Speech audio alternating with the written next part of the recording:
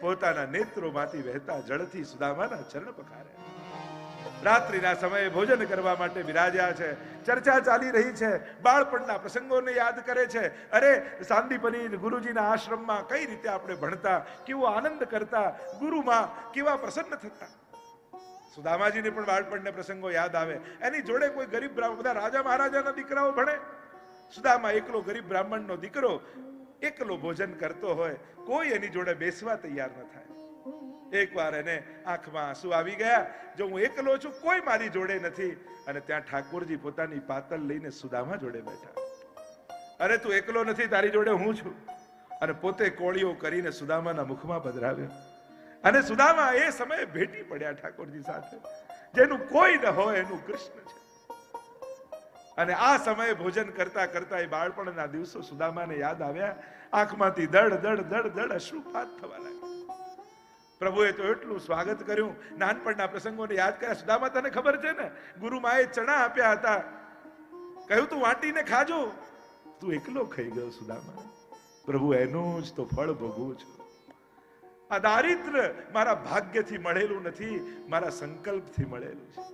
આપનું, આપના ભાગનું આપને આપ્યા વગર ખાઈ જાય, એની તો આ જ દશા થાય. પ્રભુ ચલ ભૂલ, નાનપણની વાતો હોય તો નાનપણમાં સમાપ્ત થઈ ગઈ, અને હવે તો વર્ષો વીતી ગયા. એ વાતોને શું યાદ કરવી. પોતાના વસ્ત્રો પહેરાવ્યા, પોતાનું મુગટ ધરાવ્યો, પોતાના શણગાર ધરાવ્યા, ખૂબ દિવસો સુધી રાખ્યા છે, ખૂબ પ્રેમથી રાખ્યા. તાંદુલ મુઠ્ઠી ભરી ભરીને આરોગ્યા, અને કુબેરનો વૈભવ સુદામાને આપી દીધો. પણ સુદામાને ખબર નથી કે પ્રભુએ તાંદુલ લઈને શું આપ્યું છે. ઘણા સમય થયા, સુદામાને થયું કે પ્રભુ હવે મને રજા આપો. મારા પત્ની, મારા બાળકો મારી પ્રતીક્ષા કરતા હશે. સુદામાને થયું કે એને જઈને હું શું જવાબ આપીશ, કે શું પ્રભુએ મને આપ્યું. પણ સુદામા ક્યાં જાણે કે પ્રભુ આપે, પણ લેનારને ખબર ન પડે કે એણે આપ્યું છે. અને સુદામા કહે કે હવે મને રજા આપો. પ્રભુ કે તારા વસ્ત્રો. અને સુદામાને એના ફાટેલા વસ્ત્રો આપ્યા. અને સુદામાએ ફરી એ વસ્ત્રો ધારણ કર્યા, અને પ્રભુના બધા જ વસ્ત્રો પાછા આપ્યા. મનોમન આભાર માને છે કે સારું થયું, પ્રભુએ મને કંઈ આપ્યું નહીં, નહીં તો જતી વખતે આંખોથી આંખો મેળવીને ન જઈ શકત. મારી નજરો ઝૂકી જાય.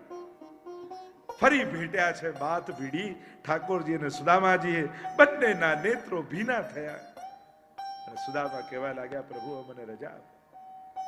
અને ધીમે ડગલે સુદામા જાય છે. અને જ્યાં દરવાજા સુધી પહોંચે ત્યાં પ્રભુએ અવાજ લગાવ્યો, સુદામા.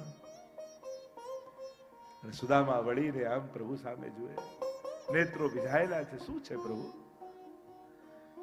સુદામા, હવે કોણ જાણે કે આપણે પાછા ક્યારે મળીએ.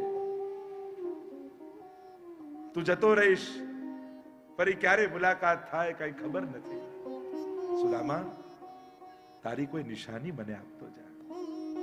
સુદામાને એટલો સંકોચ થયો કે પ્રભુ મારી પાસે તો કાંઈ નથી, હું શું આપીને જાઉં. સુદામા, તારી પાદુકા મને આપી જા. મારી પાદુકા પ્રભુ? હા. એને જોઈ જોઈને હું તને યાદ કરીશ. ભીની આંખે સુદામાએ પોતાની પાદુકા દ્વાર પાસે કાઢી અને નીકળ્યા સુદામા દ્વારિકાની બજારમાં.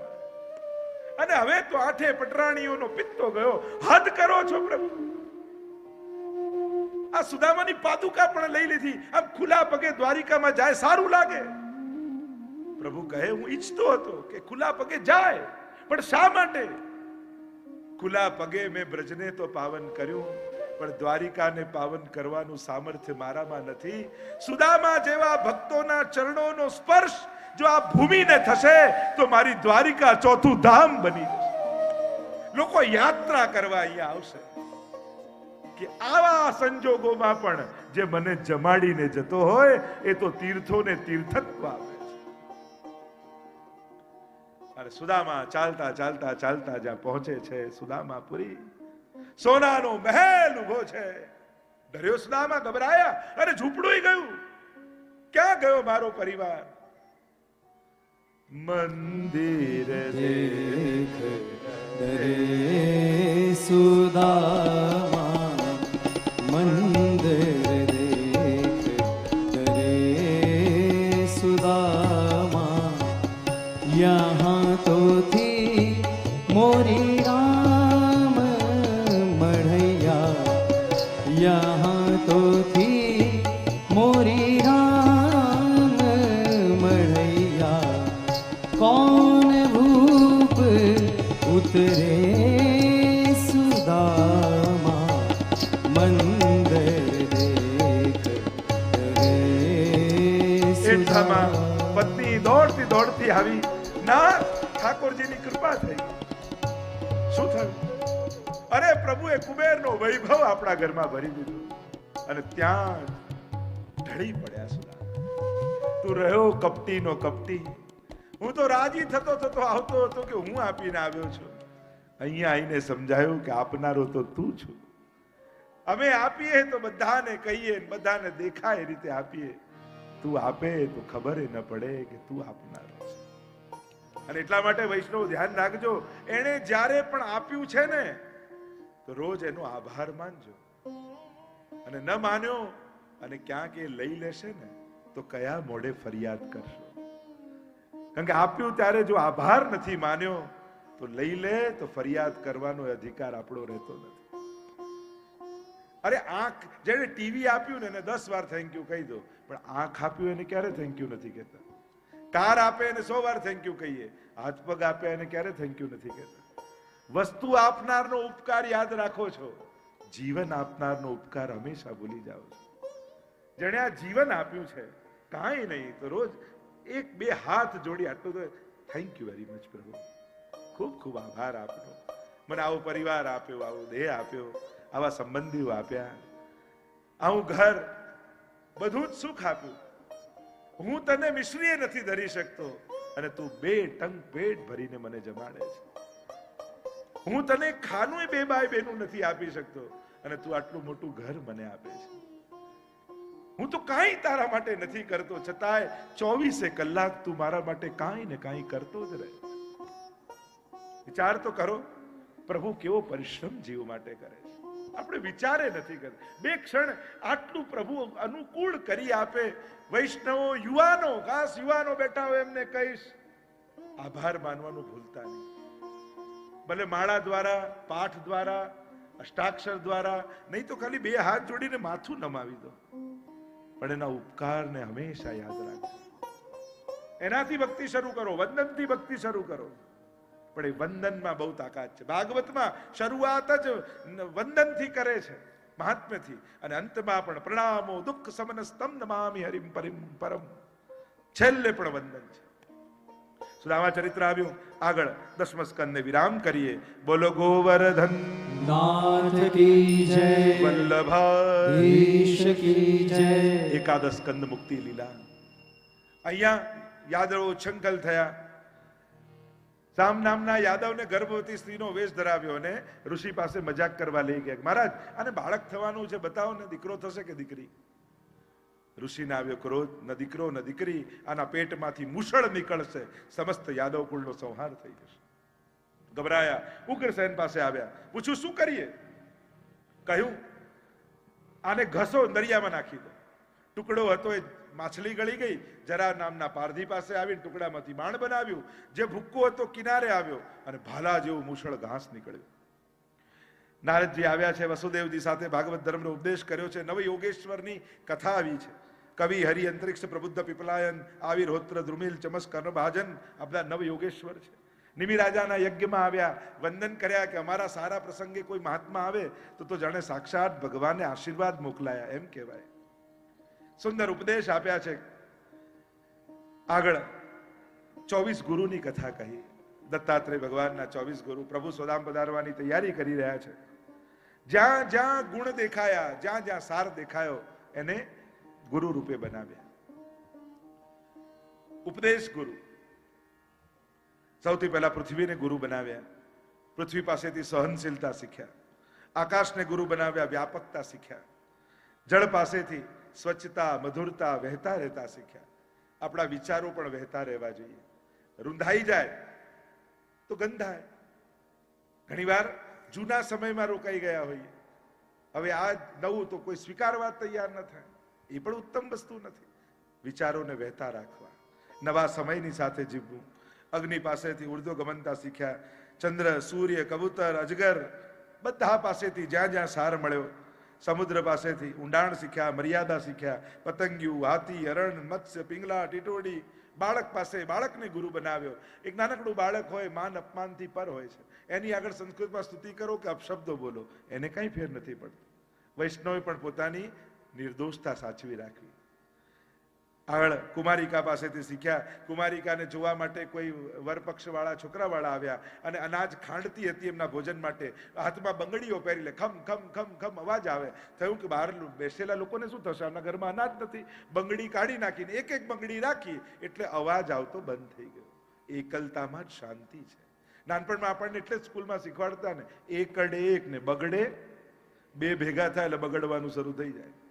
આને દેખાડી દઉં, બતાવી દઉં, સમજાવી દઉં, સુધારી દઉં, અને એનાથી જે શરૂ થાય એ સુધારવામાં એવું બગડે કે બંને બગડી જાય. આગળ સર્પ પાસેથી શીખ્યા. તમે સાપને જોયો છે કેવો વાંકો ચૂકો બહાર ચાલતો હોય રસ્તા ઉપર, પણ ઘરે જાય, દરમાં જાય ત્યારે સીધો થઈને જાય. સમજી ગયા કે સમજાવું? બહાર ગમે તેટલા વાંકા ચૂકા હો, ઘરે જાઓ ત્યારે સીધા થઈને જવું. એટલે કે દુનિયાએ આપેલા સન્માન, પદ, પ્રતિષ્ઠા આ બધું માથે રાખીને ઘરમાં જશો ને તો નહીં ઘરનારો નહીં બહારનારો. ઘરે તો એક સ્વજન બનીને જવું, એક પુત્ર બનીને જવું, એક પિતા બનીને જવું, એક પતિ બનીને જવું, એક પત્ની બનીને જવું. જો ઘરમાં સ્વજન બનીને નહીં જાઓ તો બહાર મળેલા સન્માનો જ ક્લેશના કારણ બની જશે. ઘરે જઈને બોલે બહાર મારું કેટલું માન છે ને તમે લોકો નથી રાખતા, પેલો કે પણ અમે તને ઓળખીએ છીએ એટલા માટે. આપણે તો રોજનું છે. મૂળ વાત એ જ છે કે વ્યક્તિ સહજ બનીને સ્વજનો જોડે રહે. બહારના મળેલા સન્માન એ ગૌરવ હોઈ શકે, પણ એ સંબંધો માટે ઉત્તમ નથી કે એને વાગોળતા રહેવું. હંમેશા મુગટ પહેરીને ફરવું સારું નહીં, એ મુગટ આવીને કાઢી નાખવું પડે. તલવાર બહાર યુદ્ધમાં લડે પણ પછી ઘરે આવીને તો મ્યાનમાં મૂકી દે ને. એમ માણસ પોતાના સામર્થ્ય, બુદ્ધિ ને પ્રભાવ એ ગામમાં બતાવે ત્યાં સુધી બરાબર છે. સ્વજનો આગળ તો કેવલ સ્નેહ જ ચાલે છે, આત્મીયતા જ ચાલે છે, પ્રેમ જ ચાલે છે. આગળ કરોળિયા પાસેથી શીખ્યા. જાળ ફેલાવતા આવડે ને સમેટતા આવડે. ભાગવત ધર્મનો ઉપદેશ કર્યો છે. 11 સ્કંદને વિરામ આપીએ. બોલો ગોવર્ધન નાથ કી જય. 12મો સ્કંદ ઊંચો ઉઠેલો શ્રીનાથજી બાબાનો હાથ. આશ્રય લીલા. 5 પ્રકારના આશ્રય જીવે કરવાના છે. કલિયુગને વર્ણન કર્યું છે કે કેવો કલિયુગ આવશે અને એમાં સંકીર્તન, પ્રભુનું નામ જ એકમાત્ર ઉપાય થઈ જશે એમ કહી અને 7 દિવસ પૂરા થવા આવ્યા છે. સુખદેવજી કહેવા લાગ્યા, મહારાજ 7 દિવસ પૂરા થયા છે. કોઈ પણ સમયે તક્ષક આવતો હશે, દંશ દેશે, તારું મૃત્યુ થઈ જશે. તું તૈયાર છો? ગદગદિત થયેલા પરીક્ષિત મહારાજ કહે છે, ગુરુદેવ કોણ મરશે? જેનો જન્મ થયો છે મૃત્યુ તો એનું થવાનું છે. હું તો અજન્મા છું, શાશ્વત છું, આત્મા છું. આપના મુખેથી શ્રવણ કરેલું આ ભાગવત મારા રોમ રોમમાં વ્યાપી ગયું છે. હવે તો દેહ પણ બંધન લાગે છે. પક્ષી મોટું થઈ ગયું, પાંજરું હવે નાનું પડે છે. હવે તો મુક્ત ગગનમાં ઉડવા માંગુ છું. હું પોતે પ્રતીક્ષા કરું છું ક્યારે આ ઘડો તૂટે અને ઘટાકાશ પટાકાશમાં લય થઈ જાય. હવે મૃત્યુનો ભય નથી. હવે તો મૃત્યુ પ્રભુને મળવાની ક્ષણ લાગે છે. મૃત્યુ મારા માટે મહોત્સવ લાગે છે. હવે તો આ દેહ મારા માટે બંધન છે. પ્રતીક્ષા કરું છું કે ક્યારે તક્ષક આવે. સુખદેવજી કહેવા લાગ્યા, હજી તારે કઈ પૂછવું છે? 2 હાથ જોડીને સાષ્ટાંગ દંડવત પ્રણામ કર્યા. સિદ્ધોસ્મિ અનુગ્રહિતોસ્મિ. આપની કૃપાથી સિદ્ધ થયો છું, અનુગ્રહિત થયો છું. જ્યાં જોઉં છું ત્યાં મને પરમાત્માના દર્શન થઈ રહ્યા છે. એ જ ક્રીડા કરી રહ્યો છે, એ જ ખેલી રહ્યો છે. દરેકની ભીતર એ જ છે. અરે તક્ષક બી દંશ દેવા આવશે મને તો એની અંદર પણ પરમાત્માના જ દર્શન થવાના છે, કારણ કે એના સિવાય બીજું કાંઈ નથી. સાષ્ટાંગ દંડવત કર્યા, સુખદેવજી ઉભા થયા અને કોઈ ઓર પરીક્ષિતની શોધમાં ત્યાંથી આગળ વધી ગયા. સુખાસન પર બેસેલા પરીક્ષિત મહારાજ શાંત ચિત્ત કરી, નેત્રો બંધ કરી, રોમ રોમમાં આનંદ આનંદ વ્યાપેલો છે અને દૂરથી જાણે શ્રીનાથજી બાબા બંને હાથ ફેલાવી બોલાવી રહ્યા છે, આવ બેટા આવ. અનંત જન્મોનો અંતરાય થયો છે, ભાગવત દ્વારા મોકો મળ્યો છે, આવ તોડી દે જંજીરોને, ફોડી દે આ ઘડાને અને દોડતો આવીને મારી ગોદમાં ચડી જાય. લુપાતો છુપાતો તક્ષક આવ્યો છે. શાંત ચિત્તે બેસેલા પરીક્ષિતને વંદન કરી ચરણોને દંશ દીધો. અગ્નિની જ્વાળાઓ ભભૂકવા લાગી, દેહ તૂટ્યો. પરીક્ષિત મહારાજ દોડતા દોડતા દોડતા દોડતા કૂદકો મારી શ્રીનાથજીની ગોદમાં ચડી ગયા. બોલીએ પરીક્ષિત મહારાજ કી જય, ભાગવત ભગવાન કી જય. ગંગાજીના કિનારે સુખદેવજીએ કથાને વિરામ આપ્યો. નૈમિષારણ્યમાં સુતજી કથાને કહી રહ્યા છે, ભવે ભવે યથા ભક્તિ પાદયોસ્તવ જાયતે, और कुछ नहीं मांगते प्रभु आपसे, जहां भी हमारा जन्म हो पर आपकी भक्ति से कभी वंचित न हो, ऐसी कृपा करो प्रभु. प्रणामो दुख समनस्तम नमामि हरिम परम. પ્રભુ અમે આપને પ્રણામ કરીએ છીએ, એનાથી અધિક કાંઈ આપવાનું સામર્થ્ય અમારામાં નથી, કારણ કે આપનું આપેલું છે, અમે શું આપવાનું. વંદન અમારા છે અને સાંભળ્યું છે જે વંદન કરે છે એના જીવનના સમસ્ત દુઃખો સમાપ્ત થઈ જાય છે. ગંગાજીના કિનારે સુખદેવજી એને કથાને વિરામ આપ્યો. નૈમિષારણ્યમાં સુતજીએ કથાને વિરામ આપ્યો અને આ સાબરમતીના પાવન તટ ઉપર વિશ્રામ ઘાટ ઉપર હું કથાને વિરામ આપવા જઈ રહ્યો છું.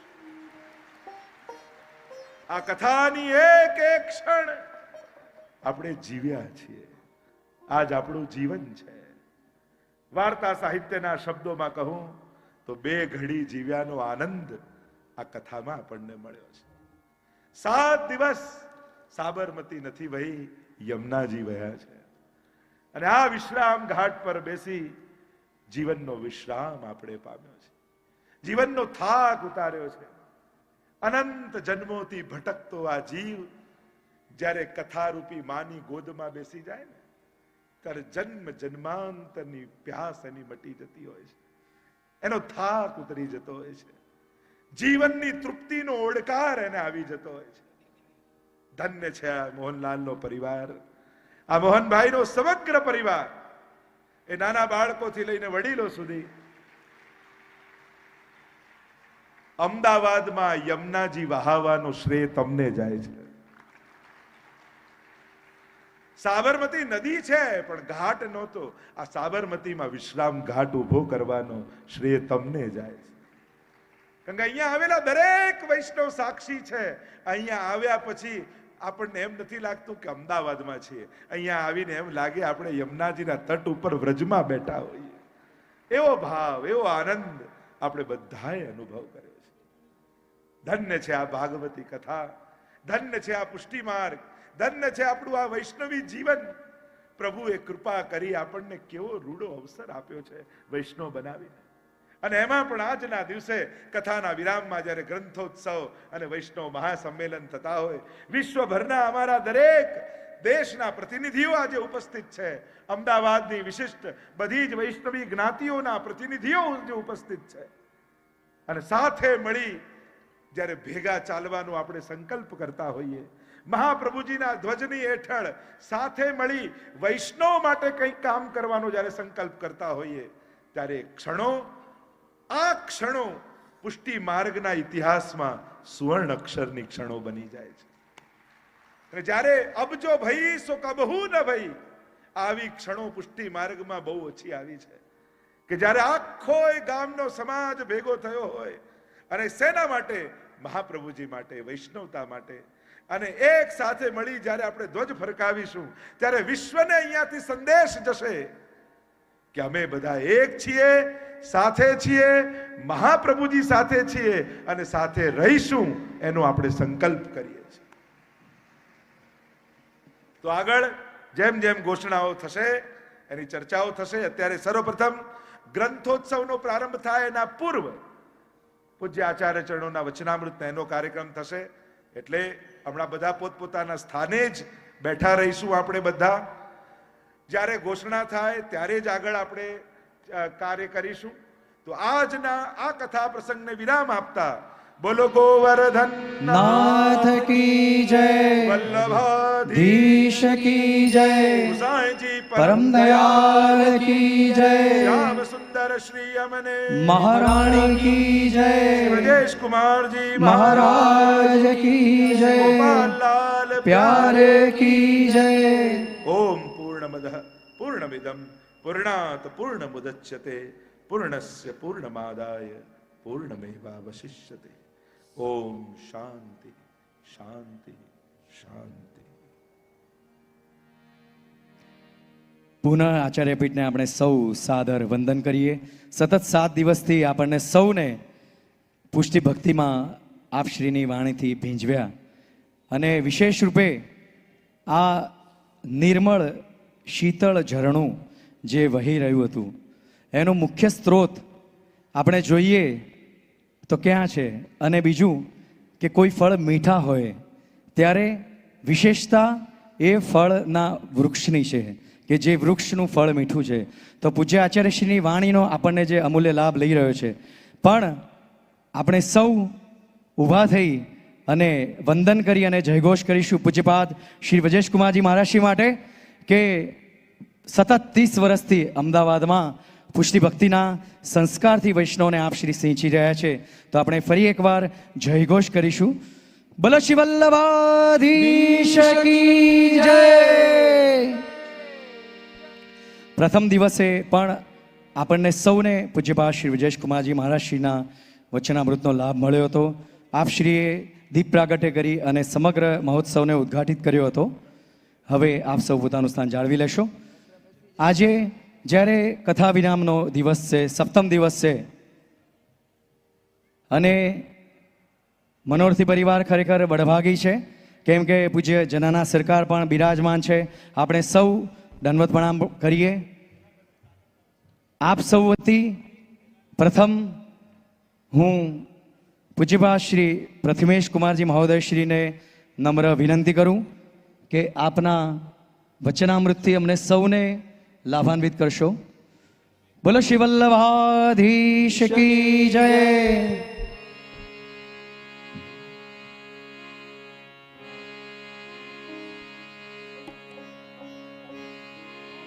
बोलो श्री वल्लभाधीश की जय. श्री कृष्ण कन्हैया लाल की जय. श्री गोपाल लाल प्यारे की जय. श्री गोकुलनाथ की जय. બધા પોતાના સ્થાને બેસી જશો.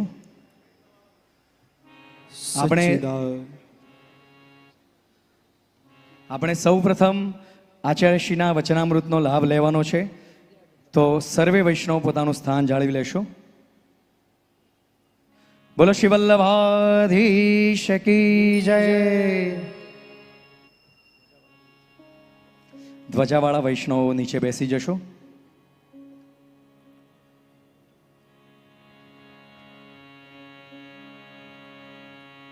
सच्चिदानंद रूपाय विश्वोत्पत्त्यादिहेतवे तापत्रय विनाशाय श्री कृष्णाय वयं नमः.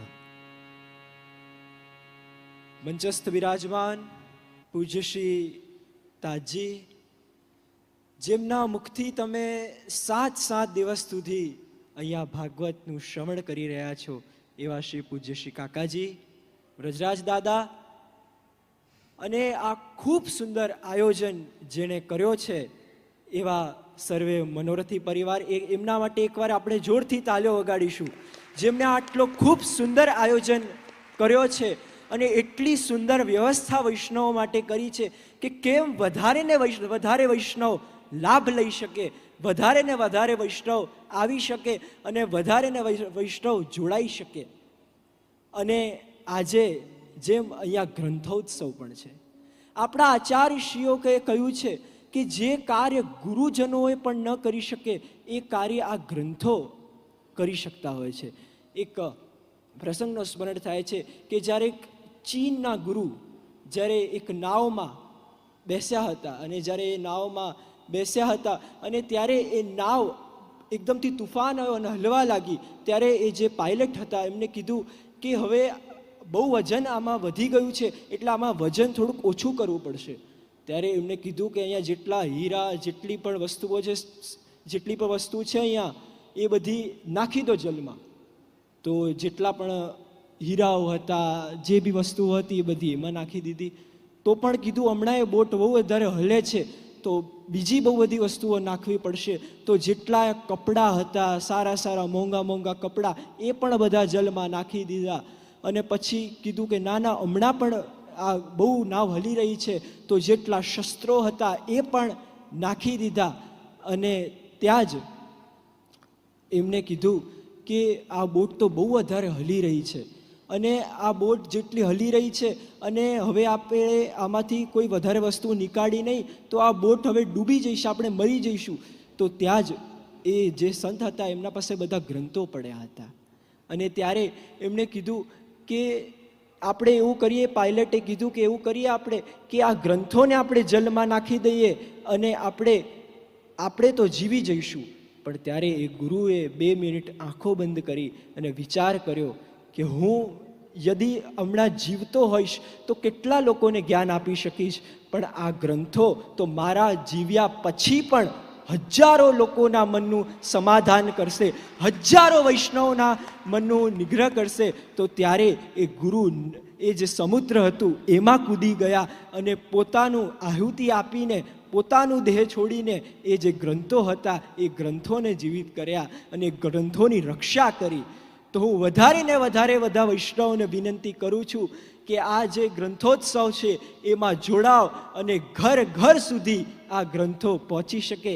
એ જ રાધે કૃષ્ણ ગોવિંદ ગોપાલ રાધે માધવા, રાધે કૃષ્ણ ગોવિંદ ગોપાલ રાધે માધવા, ગોવિંદ રાધે માધવા, ગોવિંદ રાધે માધવા, ગોવિંદ રાધે માધવા, ગોવિંદ રાધે માધવા, ગોપાલ રાધે માધવા, ગોપાલ રાધે માધવા, ગોપાલ રાધે માધવા, ગોપાલ રાધે માધવા, રાધે કૃષ્ણ ગોવિંદ ગોપાલ રાધે માધવા, રાધે કૃષ્ણ ગોવિંદ ગોપાલ રાધે માધવા, રાધે કૃષ્ણ ગોવિંદ ગોપાલ રાધે માધવા, રાધે કૃષ્ણ ગોવિંદ ગોપાલ રાધે માધવા, ગોવિંદ રાધે માધવા, ગોવિંદ રાધે માધવા, ગોવિંદ રાધે માધવા, ગોવિંદ રાધે માધવા, ગોપાલ રાધે